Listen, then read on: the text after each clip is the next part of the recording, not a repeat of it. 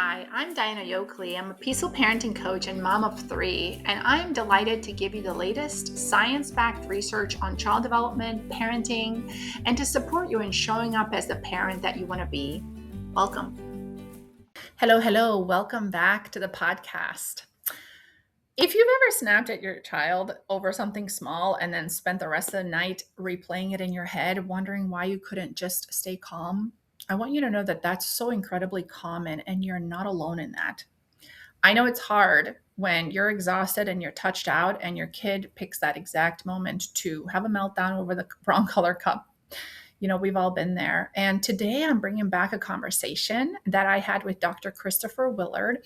And honestly, this is one of my favorite conversations and interviews to record. Dr. Willard is a clinical psychologist based in Massachusetts who has spoken in over 30 countries and given 2 TEDx talks. He's also written 20 books, including Growing Up Mindful and How We Grow Through What We Go Through. And if you've got young kids at home, you've probably seen a couple of his children's books as well. One of them is called Alpha Breaths and a few others. So in this episode, Dr. Willard and I talk about something I think doesn't get enough attention and practice in our parenting world. And that concept is self-compassion. Not self-compassion as a nice idea that you talk about once and then you put away, but real practical self-compassion that actually changes the way that you interact with your children when things get hard. We talk about why conflict with your child isn't the actual problem, and what actually matters is how you repair after conflict. After all, conflict is inevitable in any relationship. We talk about also what happens in your brain and your child's brain during a meltdown, and why the calmest tool you have in the moment isn't going to be some parenting technique. It's going to be your own nervous system staying compassionate and calm. We also talk about how children learn mindfulness the same way they learn everything else, through play and connection in relationship with safe adults, not through sitting still on a cushion. So, have you ever felt like you're the only parent who doesn't have it all figured out? Welcome to the club. And Dr. Willard has a lot to say about that too. And I think you're really going to feel a lot lighter after hearing it. Let's get into it. Yeah, I'm excited to be speaking with you about all things mindfulness, and parenting, and specifically, of course, self-compassion. And I wanted to maybe start off with you giving us a little background about how you came to even like focus so much on these topics and ultimately author all of these wonderful mindfulness books, including children's books as well. Yeah, absolutely. For me, I've had this longstanding interest in mindfulness that kind of got restarted probably in my early 20s. I was in college and having a pretty difficult time with some mental health stuff and other kinds of challenges, took some time off. And my parents ended up dragging me on a retreat with Thich Nhat Hanh. This was probably 1998 or 1999 when he was still alive and thriving. And it was really transformative for me. And I really then from there wanted to find ways to, I was just saying to a friend, sort of like, the newly converted, just I'm going to tell everybody about mindfulness and get everyone to practice, right? And so I was just so excited because it'd been so helpful for me wanting to share it with others. And then because I was young and I was trying to figure out what I wanted to do, and I worked as a special education teacher for a few years, and then was trying to kind of share that with young people, and then went back to school to become a psychologist, a therapist, and then trying to bring that into therapy work. So those were kind of, where I was trying to just convince anyone to see the benefits here. And then at some point along the way, after many years of practice, Chris Germer, who's like a self-compassion, he's done a lot of the work on self-compassion over the years. He's been an old friend of mine. I've known him since before his first book on that. And then his practices that he and Kristen came up with, I started to bring those into my own mindfulness practice. And it was like suddenly even more transformative and kind of breathed new life into my mindfulness practice. And then those have been a really central part of my personal journey and then professional journey, and then parenting.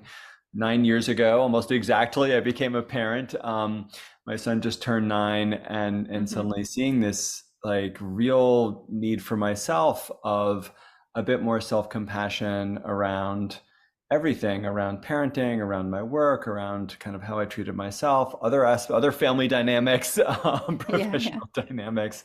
And so that's been a lot of what I've done. And these days I do some teaching, I do a lot of workshops, I do a lot of writing. I still work as a therapist with kids and teens and do a lot of parent work, especially now that I am a parent. I think that the parent work is probably more authentic than it used to be more than 9 years ago. But that's Hmm. kind of been my journey with all this. Yeah, yeah, That's awesome. Yeah. And then becoming a parent probably just kind of like put everything to the test. right, Let's see if right, this stuff really absolutely. works. Yeah, totally, totally. Yeah, That's I sort of joke. awesome. It's like, I could, that you were all the perfect parent until we become one, right? It's like, please throw Right. away the first book I wrote about parenting, right? It's a bit before I became one. Updated, updated version. Exactly. It's like, need that 2.0. Let's go.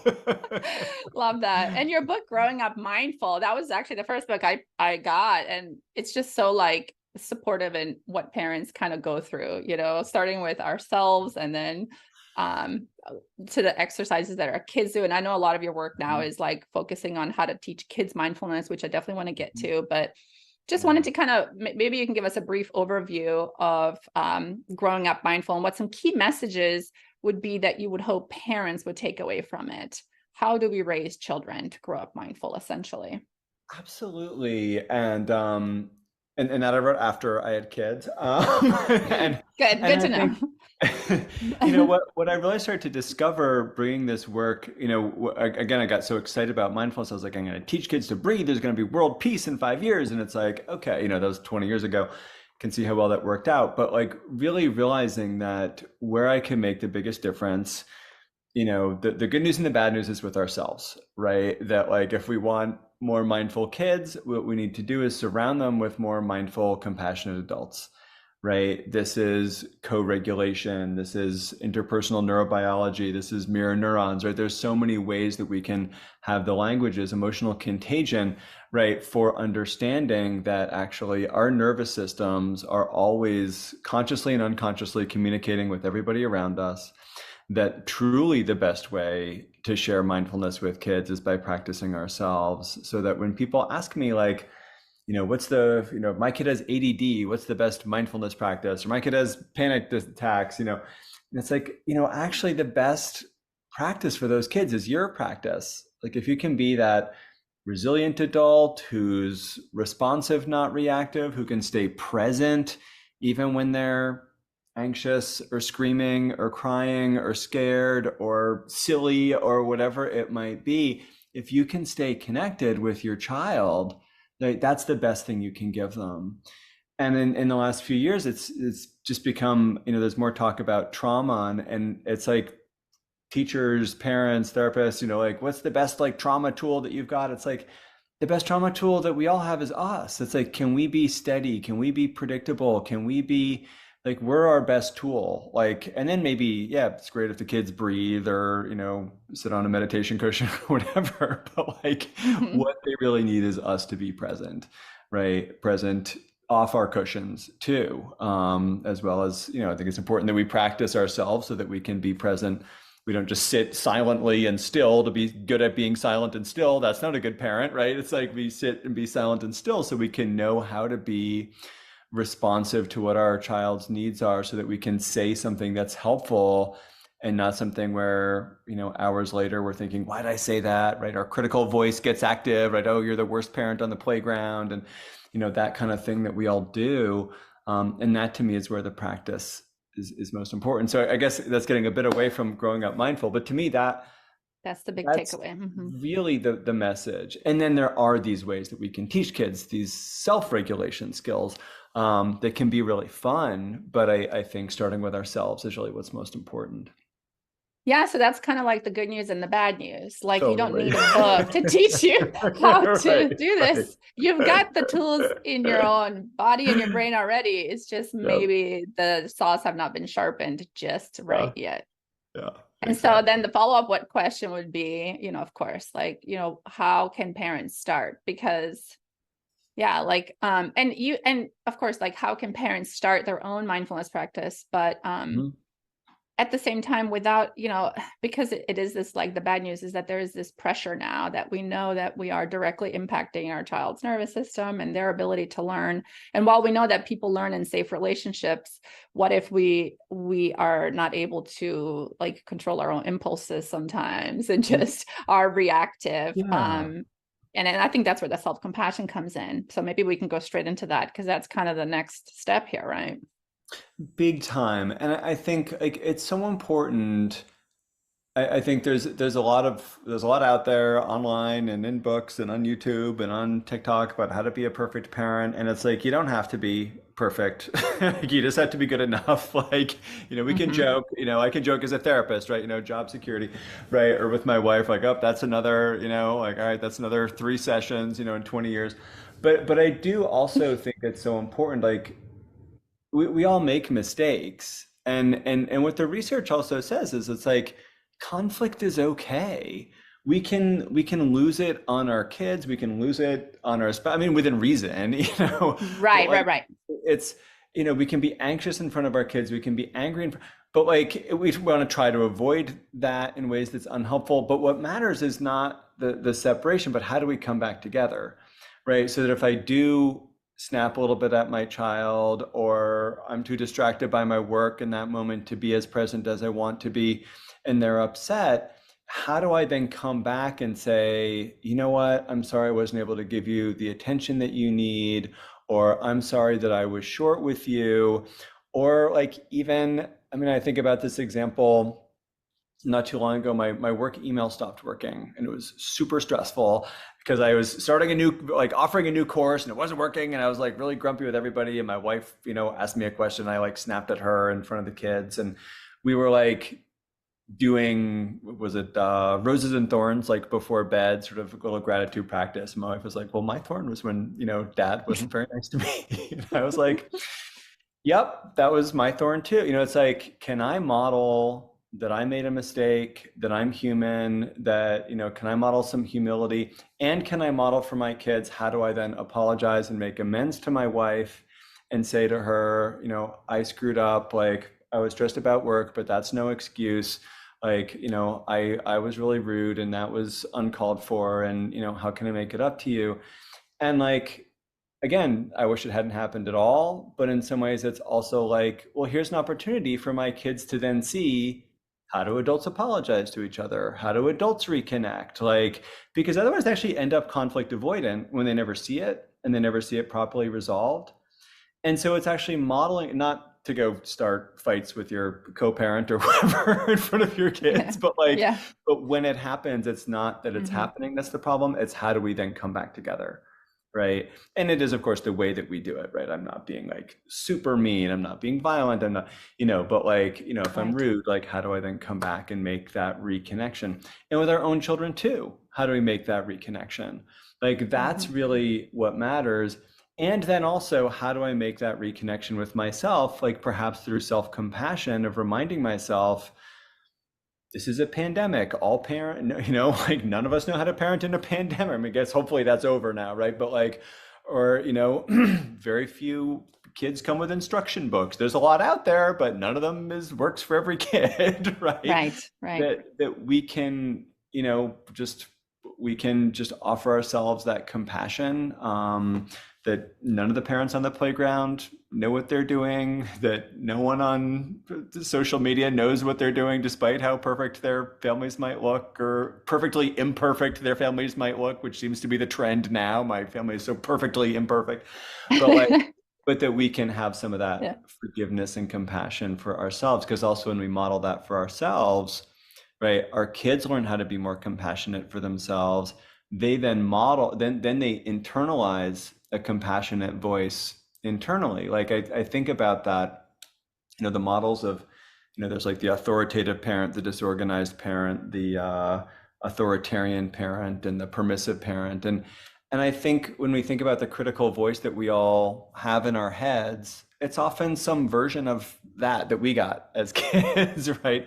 Maybe a little too permissive, maybe a little too authoritarian. How can we find an inner authoritative voice that's not like rebelling in reaction to how we were parented and just doing the opposite, and also not unconsciously repeating every mistake our parents made either, but like, what do my parents do well? How can I be present as a parent? What do I want to borrow and inherit from my parents and my culture of origin, and where I grew up and things like that? And what do I maybe want to let go of? Like I was saying to someone recently, it's like, I don't want to inherit those National Geographics from my grandmother. I also don't want to inherit her emotional abusiveness, right? I can let go of those, and I can inherit some of the wonderful things that she Hmm. offered, and pass those on to my kids. And Hmm. that's a bit of how I think about this more mindful and self-compassionate parenting, kind of from the present, really. Yeah. Hmm.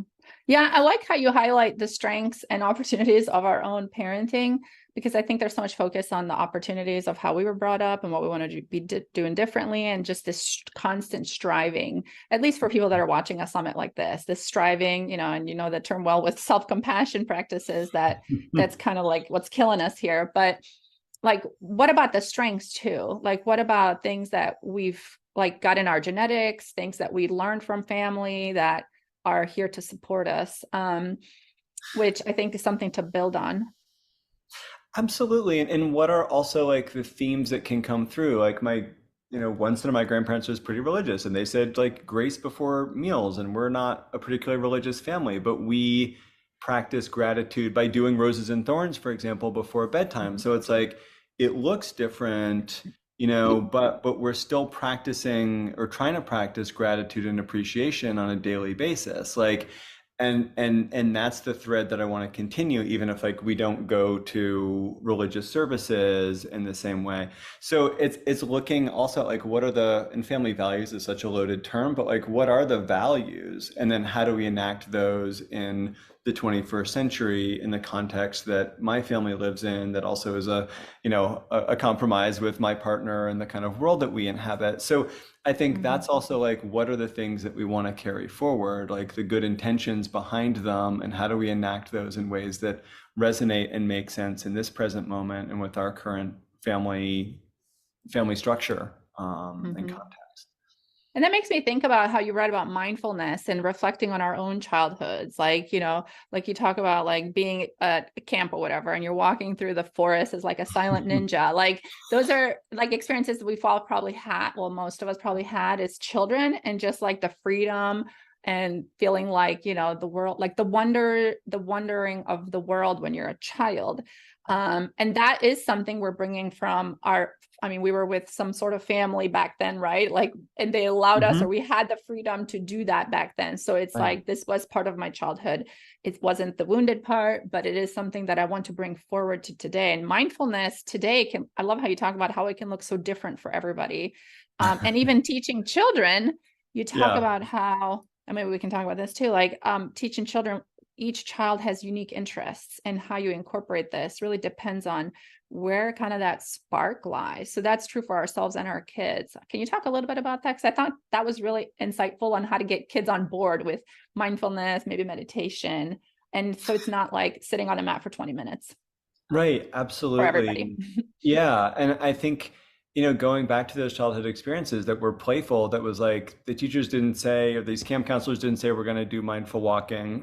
They said, we're going to walk silently like ninjas through the woods. And, they're probably just trying to get us to shut up. But like, it was actually really a powerful practice for me, because you're focused on each footstep, right? And the texture of the ground, and then noticing all the sounds around us. Like, imagine you're a deer or a rabbit listening to all the sounds, or watching the clouds with my dad. Like, so it's finding what's going to resonate for us and our kids. And I even still, when I sit on my meditation cushion, like, focusing on my breath is really boring for me. And I really do prefer, like, I just prefer to notice sounds. Like, that's really the practice that I love. Or I still really like to do visualization practices. And it's like, some people are like, well, that's not you should be more advanced. And sort of like, that's what works for me. Yeah, yeah, And yeah. my kids, it's like, my son's pretty active. He likes the ninja stuff. Like, he loves, the fact that he's 9. He's like super into soccer, like learning that Leo Messi got so bored in the pandemic that he got interested in mindfulness. It's like, okay, great, boom, like, let's do some practice before your soccer game so that you can stay focused. So it's finding the when, the where, the how. If I try to sit down and practice with my kids while they're in the middle of something else, of course they're not going to want to do that. But like before bed, right? Then, and again, maybe they just don't want to go to sleep early, but it's like, we'll do a visualization and that Mhm. resonates. Or maybe it's, we find, I engage my son and my daughter actually now, in different breathing practices, where one of the things I love about like alpha breaths, which I wrote with my friend Daniel, is we get these emails from around the world, from schools and teachers being like, my kid's made up the this breath or the that breath. And so just having my son being like, do you want to help me write a new meditation practice? And he's like, how about this breath? How about that breath? Or how about we do this visualization? And so for him, it's creative. And so it feels like this opportunity for creativity.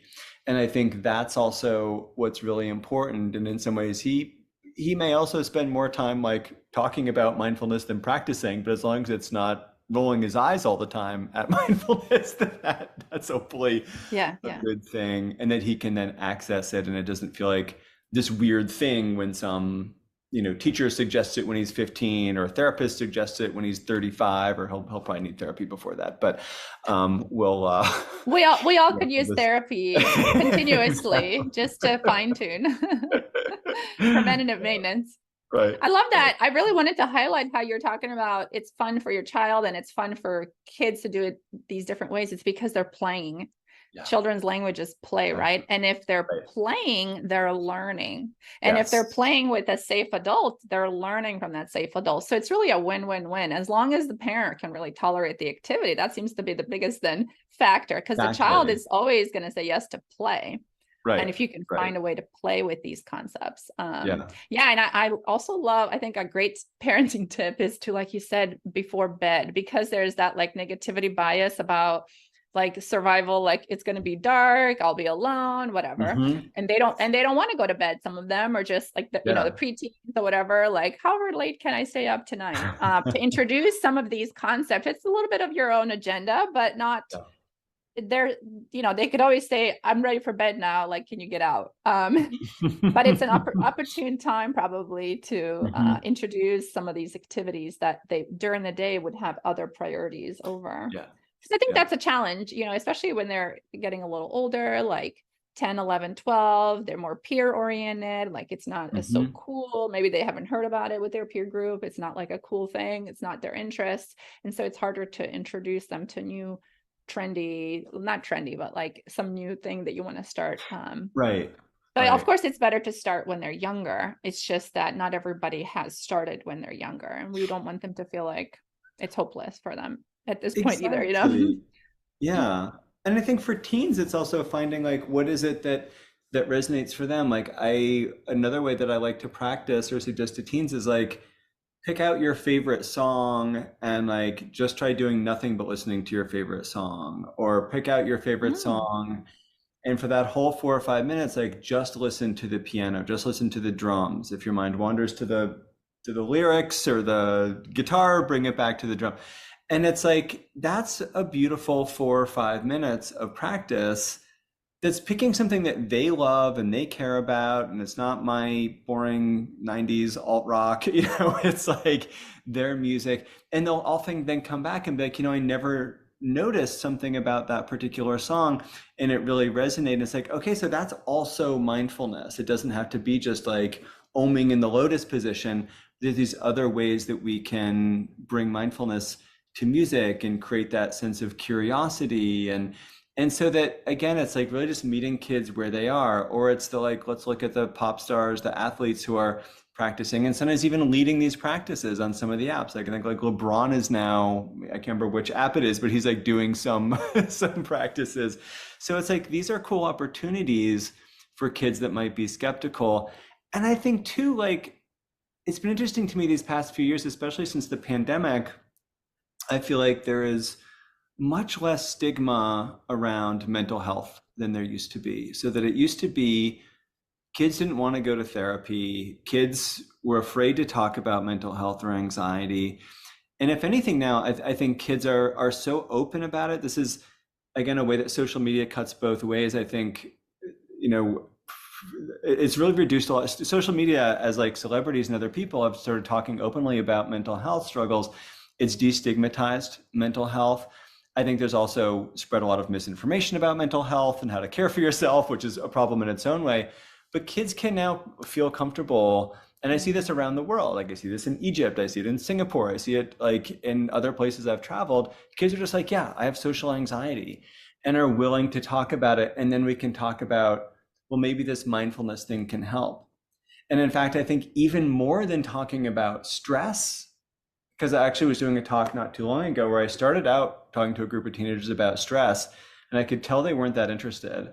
And then I shifted it to mental health, and I saw them all Mm, start to lean in and start to ask a yeah. lot more questions.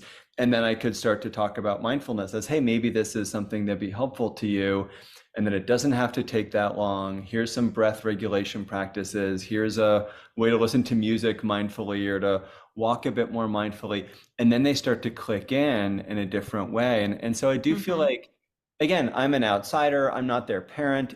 And again, I know my own kids are going to roll their eyes when I suggest mindfulness when they're a little bit older, but that's where it's nice to have, like, maybe the soccer coach is interested in mindfulness. Maybe it is the art teacher or the creative writing teacher or someone else in their life, if it can be coming from those other angles, or if we as parents can start to think, my kids getting to the teenage years, they're gonna roll their eyes at what I suggest, but who are the other allies that I want to have, the family, Hmm. Hmm. friends, the other people in their life who can be important mentors to them during this time. And maybe to talk about Hmm. mindfulness too. I think that can be a really important way of getting them interested in these kinds of Hmm. practices too.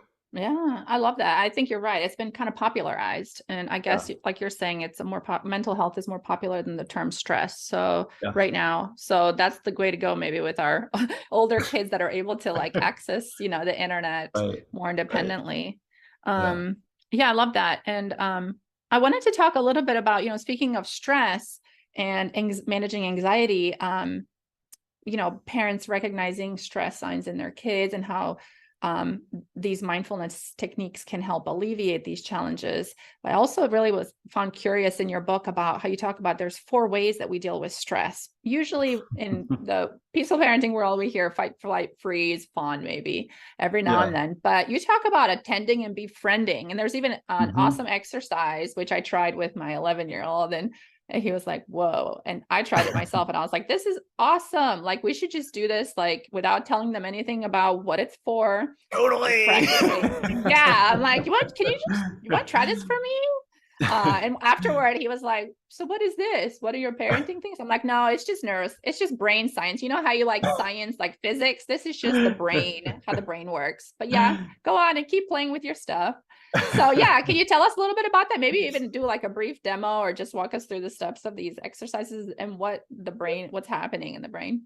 Yeah, absolutely. I mean, the way I often kind of present it is we have like the fight or flight response, and we kind of like squeeze our muscles and tighten up, and your breath gets really kind of tight, and your emotions actually change, and your ability to focus kind of shuts down.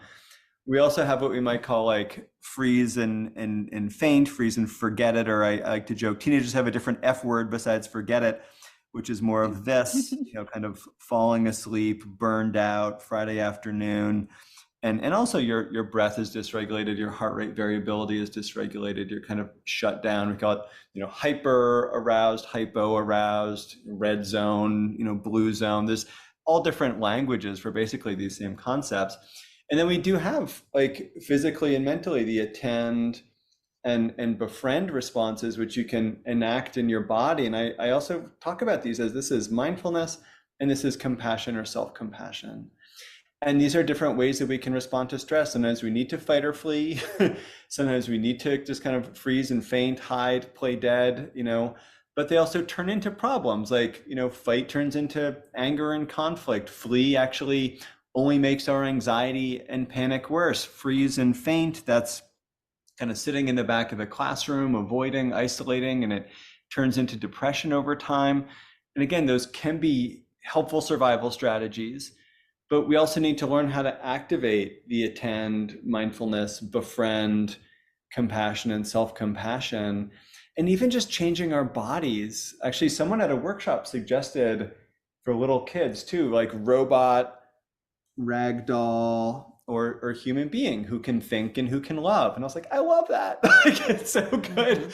But walking kids through that, walking adults through that, when do you feel like this, right? When do you feel like this, right? When do you feel better? How can you access this? And how can you, Diana, and your family, how can you access this?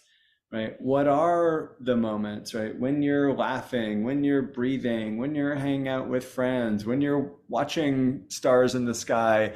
And it's not that one's good and one's bad. It's how can we just make sure we always have a full menu of choices that we can pick for what's going to be helpful. Because fighting in class is not going to help. Fleeing from the test is not going to help. Forget it. F it. That's not going to help either, right? How do we attend for the test and be kind to ourselves in the moment, right? Even when we're struggling. Oh, this test is hard. This test of parenting is hard. My kid just failed their test, right? And whatever it might be, whoever we might be in the family system. So, yeah. Yeah. I love that.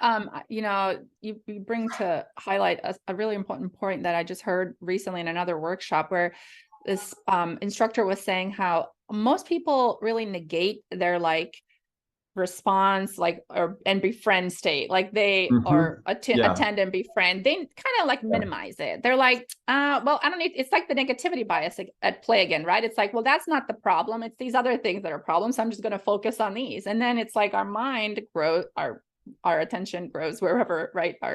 Our brain's built for that. But he talks about really learning more about your states of when you're attending and befriending, and focusing intentionally on, like you were saying, what times of day do you feel like this? What situations, or whatever, what emotions come to mind? And really, it reminds me of Rick Hanson's work too, of sitting with that positive neuroplasticity, and immersing yourself in it for a longer period of time, because that is your solution to switching gears out of these other states.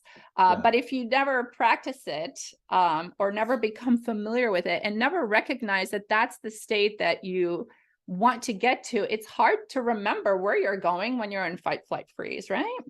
Exactly. And I think, giving, one of the best things we can do as parents is to give our kids an experience of befriend and attend, so that they can then have that to go back to, like when life gets stressful and they say, when have you felt good? We don't want them to say never, right? When have you felt connected to yourself and others, right? And again, I think probably every parent listening to this, wants that for their child, and probably many of the parents listening are struggling to identify that for themselves. Like, when did I have that? I think that can be something that's very painful when we're trying to share something that we're trying to figure out. Have I experienced this? When have I experienced this? I want to activate this in my kid, but I have to, in some ways, activate it in myself so I can share that spark, that warmth with my child too. That's where the importance of doing our own work is important. But I think the more we can give our kids these experiences, that it's a touch point.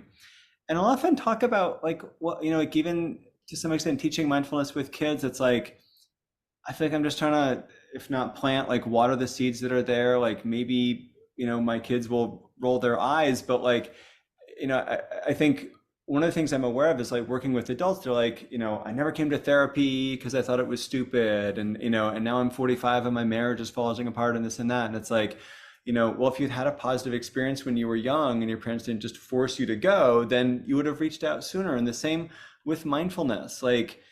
I don't necessarily need every kid that I work with or every school that I work with to have every kid oming away for hours on end.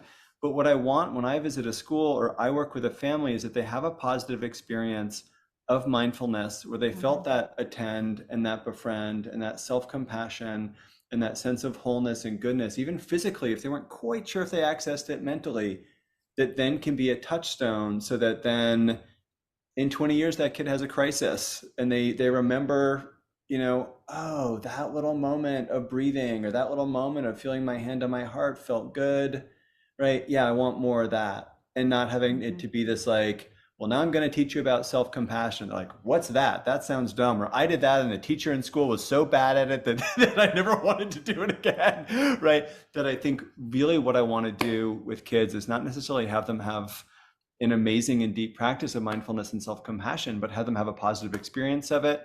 And then it becomes self-directed that they pursue it, Hmm. whether it's the next day or whether it's in 10 years when they really need that self-compassion because they had the breakup or the disappointment or the college rejection letter or the whatever it might have Hmm. been. Yeah, it creates an anchor, right? So it's something that Exactly. they can, yeah, that they can go back to when they're feeling like they're drowning. Yeah. Well, Yeah. an anchor might pull you down, but something that pulls you up, right? Right. Like out of the water if you feel like you're drowning. Yeah. Yeah, I love that. And I wanted to talk a little bit about your newest book, which is How We Grow Through What We Go Through, and how that relates to, like you're saying, it might be hard for parents to teach this if they have to face kind of their own like Mhm. unconscious stuff that's happened, and kind of bring it to light, right? We have to bring this Yeah. stuff to light, otherwise it just operates the operating system without us having much of a choice. Yeah, can you tell us a little bit about the intent of that book and kind of what parents can, what are some practices maybe people can start using starting today, or at least just one practice? Hmm. Yeah, absolutely. I mean, and that book also is really about, I think also I just want to say, like we're always growing. There's no like right time chronologically or emotionally to become a parent, as we all know, right? It's Right, right. like, Yeah. and then like once you think you've got it, the kid changes, you change, Right. context changes, you lose your job, something happens or brings something up in you.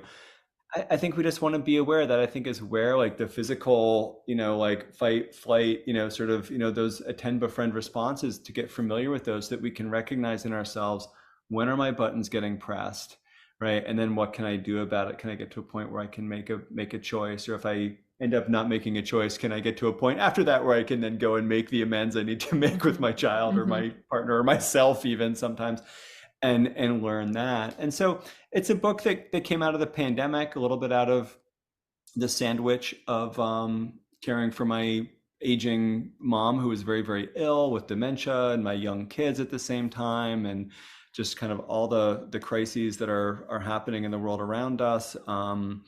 Came out of being asked to do a lot more talks and work around trauma, and discovering that the most likely outcome of challenging circumstances and trauma is actually post-traumatic growth more than it is post-traumatic stress disorder, and actually I both love can happen that. at the same time. It's really hopeful. Like, Yes, it is. It's very and empowering. yeah, it is. And it's not to say like, oh, if you're not experiencing that, there's something wrong with you. It's like these all happen on different timelines. I don't want to be sort of toxic positivity Right. about it, but it can give us some hope. And it, Hmm. it really is Hmm. possible to grow through challenging experiences. And so to me, it starts with regulating our bodies and then our minds, and then building, and regulating strong, compassionate relationships with ourselves and others. So it's a really short, kind of straightforward book with a few practices in each chapter, but about really building out in ourselves and our communities more strength and resilience through Hmm. self-compassion and gratitude and mindfulness and the like. Yeah. Hmm. That's awesome. Yeah. And I mean, I don't know if you want to comment a little bit on the brain science, like what happens in the brain, because from what I understand, and I'm no trauma expert, is that trauma, it's like it's like a memory that freezes and the brain doesn't file it into the filing system. So it's just kind of like Hmm. in the pending section, and it just keeps coming back to the present moment when it's really old Hmm. stuff. But Yeah. post-traumatic growth, what happens then in the kind of the brain, kind of from that visual, if you could talk a little bit about that, and how does that turn into like an opportunity for some more wisdom or.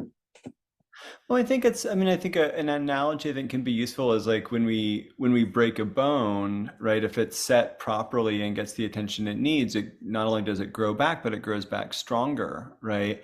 And sometimes, it's not set properly and it grows back in a way that's, more problematic and has more complications. And that would be sort of post-traumatic growth versus post-traumatic stress. And that, like, there's no sugarcoating, like doing hard work in therapy to manage that stuff can be painful, like trying to reset something, Right. but it can still, in that way, then grow back stronger than ever. So I think that's also, in some ways, what's happening in the brain, some of those parts of the brain that are the kind of more overactive alarm system parts of the brain, for example, that are more overactive in people with trauma or anxiety, those get a little bit less reactive. Like I think about the analogy often of a smoke alarm, and I'd also remind us that a smoke alarm is also not a fire alarm, right? It's a smoke alarm, right? We assume that it means Mhm. fire, but it doesn't. I remember having a smoke alarm in my apartment after college that would we'd like make toast and the smoke alarm would go off, right? So we're like 25 and we're like, oh, let's like take the batteries out of this, right? That's a bad idea, Yeah, yeah, right? yeah. What mindfulness, self-compassion, these things can do is they don't tear the batteries out and throw them away. What they do is they recalibrate the alarm so that the alarm goes off when you step into traffic and a bus comes up, rather than you step into a meeting with your boss and you think, oh my God, I'm about to get fired, or, I'm about to be taken advantage of, or something terrible is going to happen, because that's what your brain's been wired to because of past experiences of trauma or whatever it might be. And so it's about how do we reset our alarm and Hmm. learn how to be the own operators of our own nervous system, our own operating system, Right. and take good care of it so that we do respond rather than react more of the time to the Right. situation. And that ultimately, where the book ends up landing is how do we then carry this message to others who are still struggling, and create more strength and resilience in this world, because that's one of the most powerful ways that we can build more meaning in our own lives, is by helping others. And so the book Hmm. moves us in that direction, but it's also important that we not start there immediately, because many of us mindfulness types and caring types and parenting types can sometimes maybe not always have good boundaries for ourselves. So we all have to learn how to like care for ourselves and Right. then care for others. But that can be Hmm. where ultimately we get to. Yeah, I love that. I wanted to go back a little bit on your discussion about exercising the brain and like how these get strengthened. And I really started, Mhm. like, as I was reading your books, I was really starting to see how mindfulness really is an exercise of the brain. Now, I've read that Mm. many times, but it just didn't sink in quite like that. And now I'm picturing, like, when you go for a workout or you're just like going for a little walk, you're moving your physical body. And when Yeah. you're doing mindfulness exercises, you're literally like doing a little mini workout, lifting some weights, like in the brain Mhm. cells, right? To strengthen those connections. Right. And what particularly drew my interest is like with neurodiversity, for example, maybe a child is like 3 to 4 years behind their age group in certain developmental things, like with ADHD or whatever other diversity or neurodiversity or other maybe Mhm. special challenges a child has. But the mindfulness practices that they can incorporate daily would be like an exercise, like lifting weights to strengthen your muscle. These exercises actually can strengthen like um, all the things that kind of uh, children with neurodiversity, not all the things, but some of them that they struggle with. You want to talk a little bit about that? Yeah, and it really is. We actually really are creating new connections in these different parts of the brain and integrating different parts of the brain more effectively. My colleague and friend Sarah Lazar 20 years ago started scanning the brains of people when they practice mindfulness and seeing these changes, activation in the prefrontal cortex and the insular cortex, which at an extremely oversimplified level, it's like in some ways like this is like the thinking academic part of the brain, and this is like the social part of the brain. Way oversimplification, but those are areas that we worry about with our kids, especially kids who aren't so neurotypical. But they really are strengthening growing gray matter in those parts of the brain. And so I find that to be an inspiring message. We also know in terms of the mindset research, like Carol Dweck's research, Mm-hmm. um, on sort of fixed versus growth mindset, actually just teaching kids about neuroplasticity. You actually see them working harder and learning more when you just tell them, like, if you work hard, you can make your brain stronger and smarter, like working out your body. So it actually then changes behavior just to teach kids about neuroplasticity. And I often tell this story about this kid who actually still is in my practice, but he's 20 something now, but when he was young, he's kind of on the spectrum, or very much on the spectrum. And he's like, oh, Mm-hmm. Dr. Willard, like when I meditate, I feel my mind wandering off and I bring it back. I think I can feel my prefrontal cortex getting a little bit bigger. I'm like, yeah, maybe.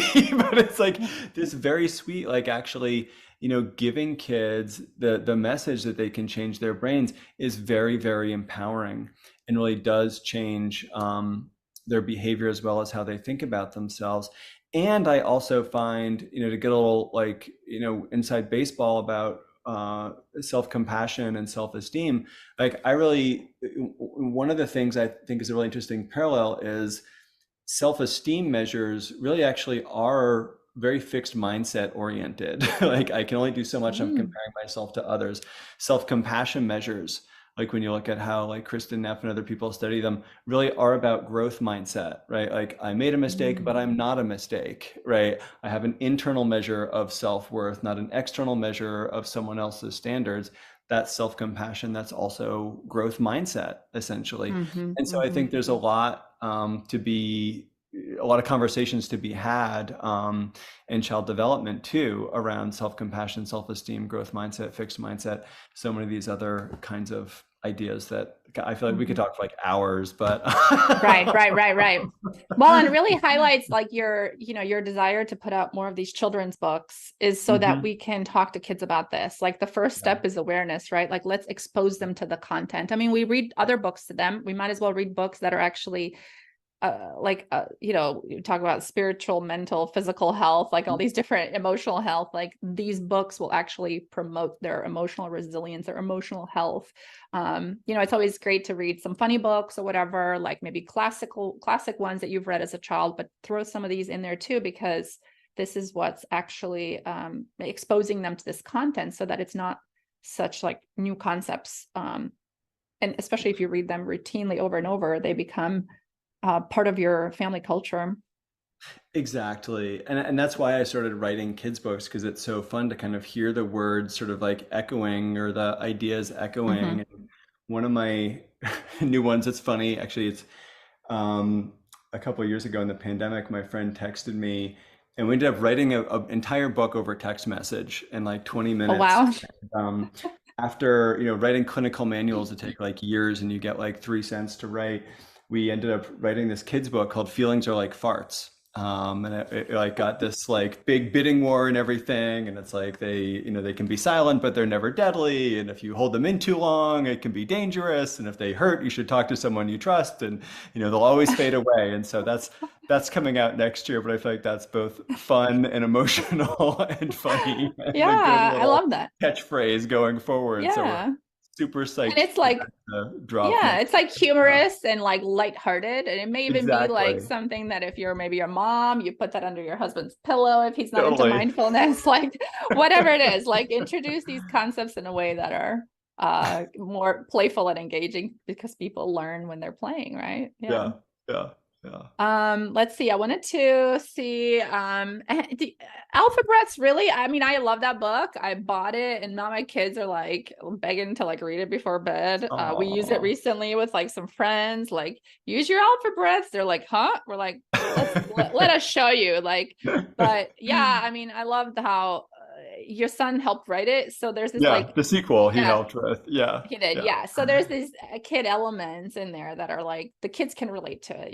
They like yeah. they enjoy it. But back to kind of our point where we started really our conversation was that it's great to have these kids resources. And yes, like we read to them already. Let's read some of these books. We already play with them. Let's play with some of these games. And your books have tons of great ideas. But ultimately, like their nervous system is going to learn basically from the mirror neurons of our nervous systems, right? And so if we can't teach it if we're not practicing it. And any last words kind of for parents that are starting to consider mindfulness routines, or don't have a lot of knowledge about how to incorporate this, or just feels like another thing that they have to take away from the summit? Any Yeah, I kind of think, self-compassionate reframes as they begin? yeah, I mean, I think just like have fun with it. I think especially if your kids are young, like then it is like do some goofy things like alpha breaths, and you can like download a preview of those on my website. I think also, as they get older, like you don't have to call it mindfulness. Be like, here's a way to Mm-hmm. help yourself focus your brain. Try listening to just one instrument on the song and then start in on your homework, and see if you're a bit more Mm-hmm. focused afterwards or feeling a little bit different, or feel your feet on the ground before that, public speaking that you have to do, which make everyone's nervous about public speaking. So little tips about that can often get some mileage because nobody feels confident around Mm-hmm, that. mm-hmm. So I think those are useful places to begin. And then really like beginning with yourself. Like I've got this dad I worked with in my practice for a long time. Like he had very high needs kids and he had a real temper, and he'd come in and sort of from work and everyone would just sort of explode. And he was like, the most helpful thing that we did together was you were like, when you get home, sit in your driveway in your car and just take 3 breaths before you walk in the house. Like years Yeah, of love that. therapy and like meeting every week. And in the end, it's sort of like, that was what he Yeah. took away, but that worked. Right? It's like Mm-hmm. those moments are reflecting at the end of the day, like what did go well, not just what were the problems, but how can we build on these successes, whether that's Mm-hmm. with your kids, whether that's with your partner, whether it's just in your journal as you're reflecting before bed or in your mind as you're reflecting before bed, like what worked with the kids today, rather Mm-hmm. than that negativity bias that we know just focuses on, well, this didn't go well and I screwed that up and I did, so I think these little things can start to shift us Mm-hmm. toward where we want to be, and being the kind of parents being close to the parents that we always thought we would when we wrote that first Yeah. book before we were parents. Right, right, right. It's a journey. It's a journey. Exactly. Awesome. Do you want to talk a little bit about the freebie for the audience before we wrap up? Yeah, sure. If people are interested, just on my website, there's a couple different resources, but there's like a mindful arts and crafts activity. There's like a little alpha breaths poster that you can download, hang up on your kid's wall, do whatever you want with it. So hopefully those can be fun. It's just Dr. Christopher Willard, like drchristopherwillard.com/downloads. And you can find me on Instagram at Dr. Chris Willard, and the other usual social media suspects. Although I'm too old for TikTok. I haven't figured that one out yet. Yeah, it's too fast paced for me too. Exactly. It changes too quickly. Awesome. And we'll have that link underneath the video, of course, here too. But I think those are great resources. Start where you are, right? And just do one thing maybe today from the downloads and check it out and start. Starting is the hardest part, right? Exactly. Yeah. Thank you. And thank you for Awesome. doing this wonderful summit. It looks like a lot of great other folks that you've got. I know so many Yeah. parents can use more self-compassion these days. So Yes, for sure. We all need it more. Awesome. Thank you so much for your wisdom and your time. you bet. Thank you, Diana. Take Thank care. you. So that conversation with Dr. Willard really stuck with me, especially the part about the alarm system in our brains, how that jolt of panic or dread doesn't necessarily mean something is wrong. Your nervous system is doing exactly what it was built to do. It's trying to protect you. And that same alarm system is often running the show for our anxious kids too. When you see your child spiraling, every instinct in your body says, make this easier, help them, calm down, get them through the moment. And of course it does, right? That instinct comes from a place of love and caring for your child. But here's a question I've been thinking about lately a lot. Is helping my child feel better right now the same thing as helping them become more confident over time? Not always. Sometimes a child feels calmer because the hard thing went away and they didn't have to face it, because the plan changed unexpectedly and they felt rescued, because the uncertainty disappeared, or somebody else stepped in and did the hard part for them. And that relief for them is real, but confidence grows from something different happening. It grows when a child starts discovering this feels hard and I can still handle it and succeed. So that's why I keep coming back to this idea. Calm isn't the goal in all situations. Confidence is our long term goal for parenting as well. And this is exactly what Dr. Willard and I will be digging into together in a free live webinar called From Anxiety to Confidence. We're going to talk about why anxious patterns can keep repeating even when you're doing everything you can to help, and why immediate relief and lasting confidence aren't always the same thing, and how anxiety can start quietly organizing more and more of family life. If you've got a child who struggles with worry, whether that shows up as anger, separation anxiety, bedtime struggles, school avoidance, social anxiety, reassurance seeking, control, or simply a nervous system that seems to be on high alert more often than you'd like, I'd really love to have you there. You can grab your free spot at delightinparenting.com/anxiety. I'll see you there.